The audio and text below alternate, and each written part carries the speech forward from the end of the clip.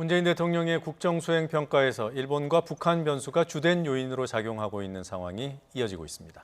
지난주 긍정평가는 전주에 비해 소폭 올라 50%대를 회복했습니다. 민주당과 한국당 지지율에 영향을 미치는 요인도 일본과 북한인 것으로 보입니다. 북한과 일본 어떤 요인이 부각되느냐에 따라 두 정당의 지지율 흐름이 엇갈리고 있습니다. 관련 내용 숫자의 정치 더 여론에서 살펴보겠습니다. 네, 이택수 리얼미터 대표, 박시영 윈지코리아 컨설팅 대표 자리하셨습니다. 어서 오십시오. 네, 안녕하세요. 안녕하세요. 자, 먼저 대통령 국정수행 평가 잠깐 정리하고 얘기 나눠보겠습니다.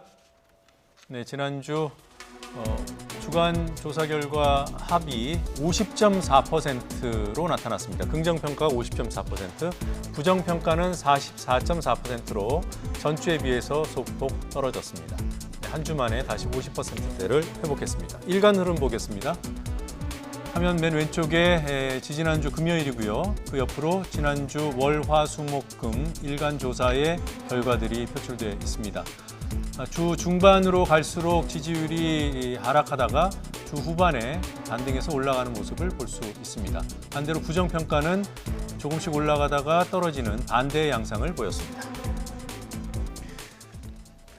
네, 지난주 이 시간에 봤던 흐름도 비슷합니다. 요인이 비슷했던 거죠? 그렇습니다. 주 초중반에는 이제 북한 미사일 발사 때문에 하락했다가 네. 주반에는 한일 관계 갈등 소식 때문에 다시 오르는 모습을 보였는데요. 네. 과거 이제 이명박 전 대통령도 2012년 광복절 전에 독도를 방문했을 때도 그때는 뭐 지지율이 한 20%대 중반에 레임덕 현상이 나타났을 때지만 그때도 한 5%포인트 올랐었거든요. 네. 이번 한일 갈등 국면에서도 문재인 대통령 지지율이 40% 중후반에서 지금 50%대를 다시 회복하는 그런 모습을 보이고 있는데요. 네. 지난주 초중반 이 이제 한일 관계나 남북 관계 외에도 네. 또 이 정가에서는 또 김재원 의원의 뭐 쪽지 예산 논란이라든지 아니면 나경원 원내대표의 우리 일본 발언 논란 뭐 등등 또 소식도 있었기 때문에 네. 주반에 오른 측면이 있고요. 이제 다만 주초에 주가 하락 보도 도 있었고요. 또 상반기 경상 수지 흑자폭 감소 보도 등이 있었기 때문에 주 초에는 좀 약세를 보였었는데 주반에 일본 소식 때문에 다시 이제 반등하는 모습을 보였습니다. 알겠습니다. 긍정평가의 주된 요인이 그 일본 변수였다면 20대에서는 어떤 흐름을 보였습니까? 20대가 이제 다른 안보 분야에서, 그러니까 남북 관계에 있어서는 보수 성향을 이제 나타내서 5, 60대와 궤를 같이 했었는데, 이 일본과의 관계에 있어서는 3, 40대와 궤를 같이 하는 모습을 계속 보이고 있습니다. 네. 그래서 40%대를 기록하던 20대의 대통령 국정수행 평가가 최근 들어서 전체 지지율과 비슷한 수준을 나타내고 있습니다. 예. 지금 마지막에 보이는 51.2%가 20대의 8월 첫째 주자 긍정평가인데요. 네. 전체 흐름과 그 맥을 같이 하고 있습니다. 지난주에는 40%대로 잠깐 떨어졌다가 이번 주에는 전체 지지율 50.4%보다 소폭 높은 51.2%로 회복이 된 상황입니다. 네, 부정평가도 전체 평균보다는 조금 낮군요. 네. 그러니까 갭이 긍부정평가의 갭이 전체 평가보다는 큰 거예요. 그렇습니다. 네. 이게 좀 일본의 경제 도발이 본격화된 이후에 네. 20대 인식이 어떻게 영향을 미쳤는지 한번 좀 살펴보니까 말씀하신 대로 국정 지지도에 한 2%포인트 정도 영향을 미쳤고요. 정당 지지도도 제가 한번 좀 7월 달 초반과 비교를 해보니까 민주당 지지도는 비슷해요. 네. 20대 내에서 한 달 전이나 지금이나. 그런데 공교롭게 이제 한국당 지지도가 한 2%포인트 빠진 것으로 이렇게 나타났습니다. 20대에서 그렇다는 그렇습니다. 거죠. 네. 조금 전에 그 이번 주 지난주 등락에 영향을 미친 뉴스들 잠깐 정리해 네. 주셨는데요. 다시 한번 정리를 해 주시고 다음 주 전망까지 해 주시죠. 네. 일단 뭐 제일 큰 게 일단은 일본 변수인데 네. 한 2, 3주 전부터 계속 지금 북한 미사일을 쐈단 말이죠. 네. 이게 악영향을 미쳤죠. 그다음에 이제 또 못지않게 네. 주가가 하락하는 그런 것 때문에 대통령 지지도에 부정적으로 영향을 미쳤습니다. 예. 반면에 일본의 어떤 그 움직임 그리고 또 한국 내에 한국당의 어떤 정치 공세가 좀 지나치다 싶으면 네. 반사이익을 얻는 측면도 있었고요. 또 우리나라 내에 친일 찬양하는 일부 개신교라든가 극우 세력들의 목소리가 요즘에 이제 시위나 이런 어떤 그런 걸 통해서 드러나게 되는데 이런 것들은 또 대통령한테 오히려 결집 효과 때문에 대통령 지지도 올라가는 그래서 이제 긍정 부정 요소가 좀 맞물린 한 주가 됐고요. 네. 이번 주에는 가장 큰 건 뭐니 해도 8.15 광복절 메시지입니다. 네. 우리 대통령의 메시지가 어떤가도 중요하고 또 아베도 메시지를 내거든요. 8.15 때. 그리고 야스쿠니 신사 참배를 할 거냐 이것도 좀 관전 포인트고요.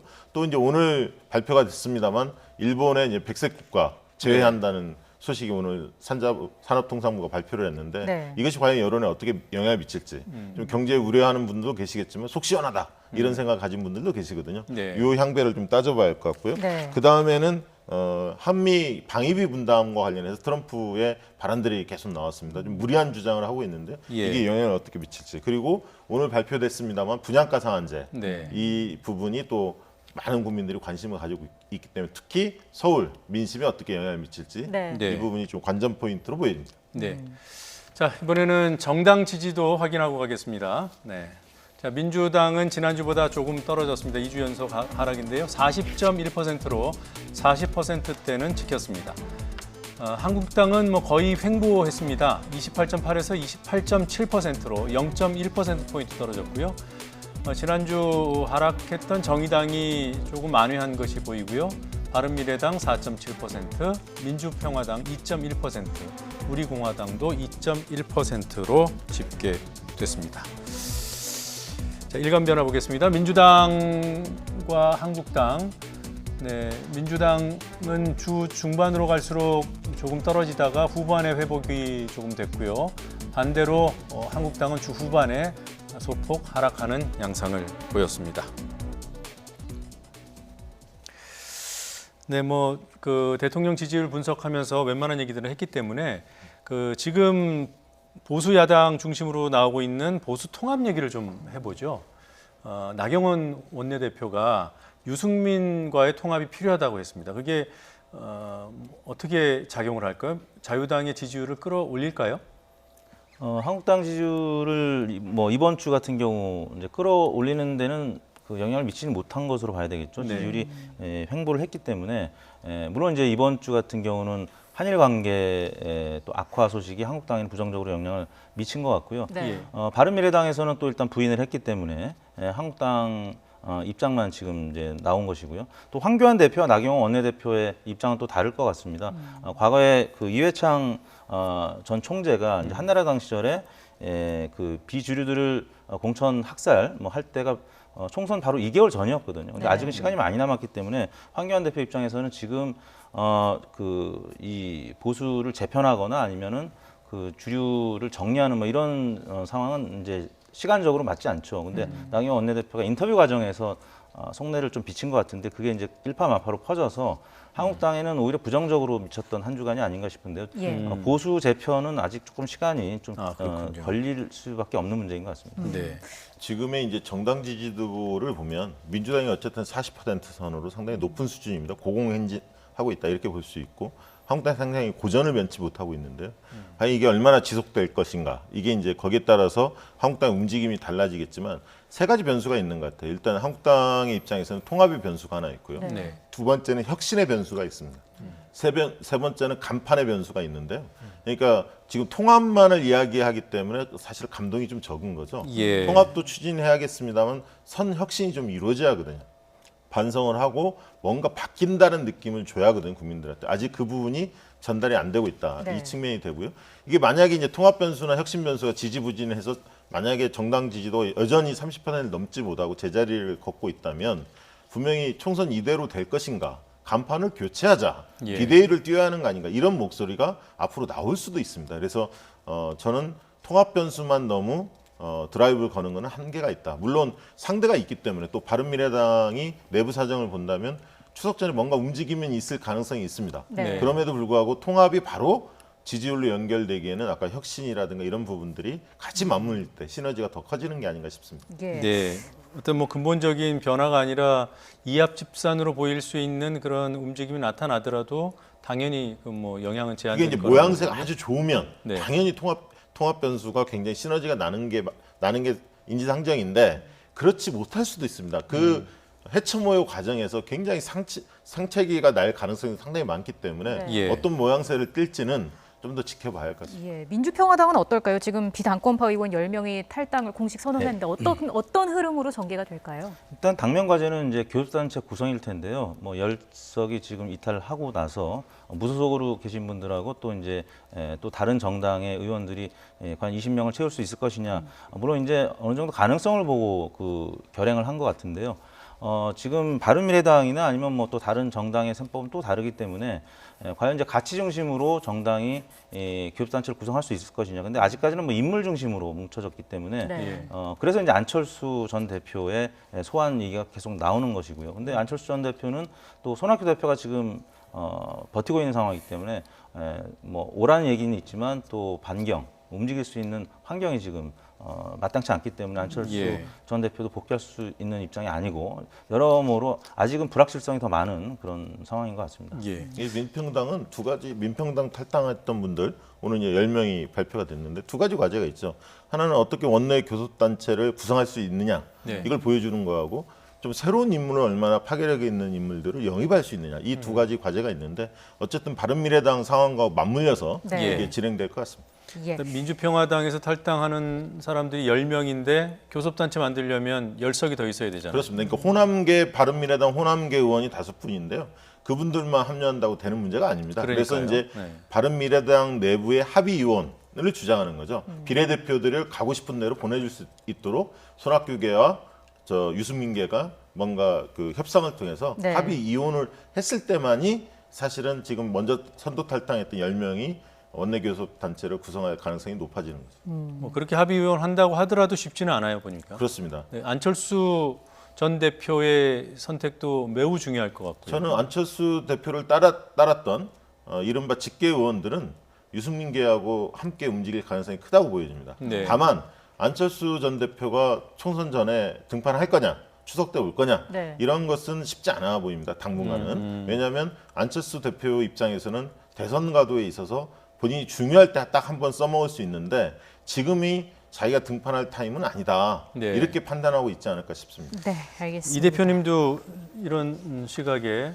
동의하시는지요? 그렇죠. 이제 아까 말씀드린 대로 손학규 대표가 지금 이제 계속 대표직을 수행하겠다는 의사를 나타내고 있고 네. 두 번째는 안철수 전 대표의 지지율이 지금 그다지 높지가 않습니다. 뭐 예를 들어서 5%에서 한 10%포인트 나와서 중위권을 형성하고 있다면 인물 중심으로 계보를 다시 좀 구축을 할 수 있을 텐데 지금 그런 상황이 아니기 때문에 네. 지금은 그다지 적절한 환경이 아니다, 타이밍이 아니다 이렇게 봐야 될 것 같습니다. 알겠습니다.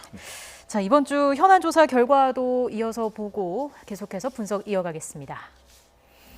주한미군 방위비 분담금에 대한 여론을 물었습니다. 49.9%, 거의 절반이 현재 수준이 적절하다고 봤습니다. 인하해야 한다는 응답은 25.2%, 인상해야 한다고 생각하는 응답자는 11.5%에 불과했습니다. 지지 정당별로 살펴보겠습니다. 민주당, 한국당 지지층 모두 동결을 선택한 응답자가 가장 많았습니다. 다만 인상을 택한 비율에서는 차이가 조금 있었습니다.